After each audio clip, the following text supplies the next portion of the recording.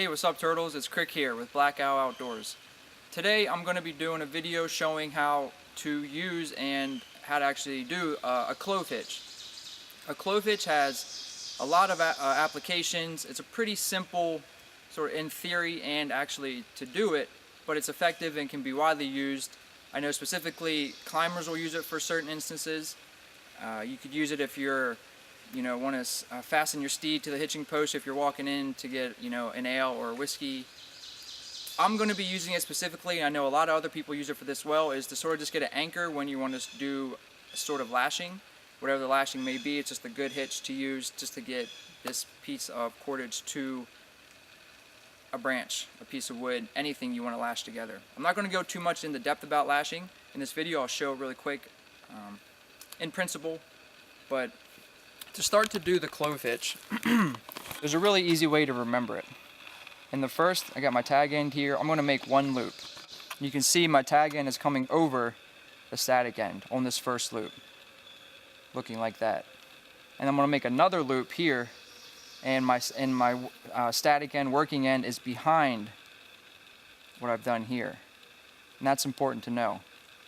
You can see tag end's over on this side, behind on this one. And then to do the clove hitch, I'm going to cross the front loop, the first one I made that's in my left hand. I'm going to put it behind the second one I made.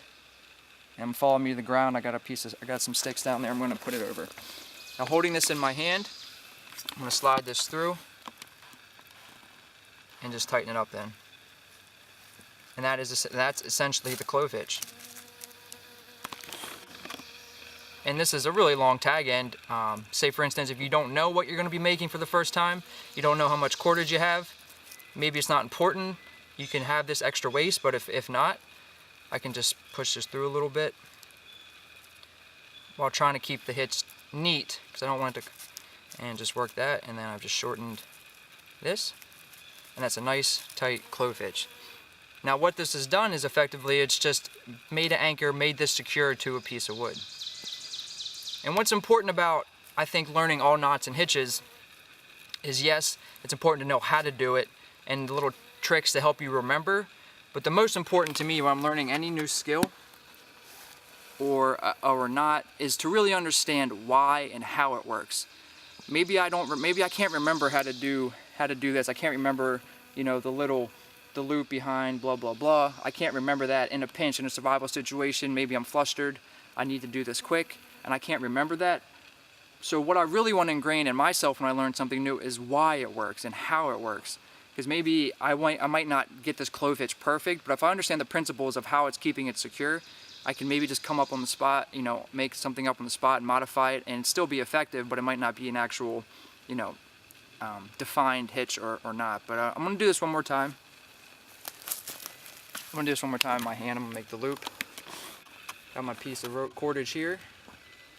I'm going to make one loop as such, make another loop like here, put the first loop behind the second one, and then slide it around this piece of wood I have here, and then tighten it. And you can sort of see how this works and why it works. I have my tag end coming through here, moving as I'm moving, and the working end over here. And as I tighten that, I'm going to keep it separated so you can see this piece of cordage that's running over both ends is what keeps this secure. And then when I make it neat and push it together is where I'd keep it.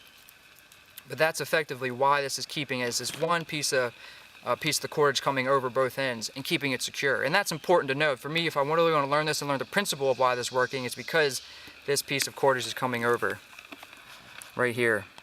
It's coming over both of them, and that's what's keeping it securely to this.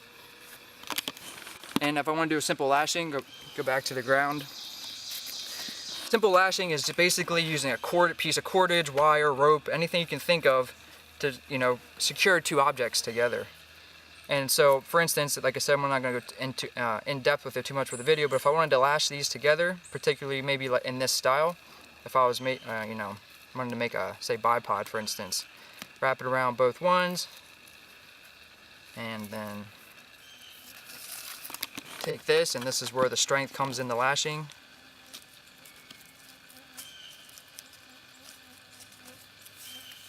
and then that's securing this right here, and then I can do a clove hitch over here if I want, which you don't need to do the loop and trick if you can remember how you're doing it and why.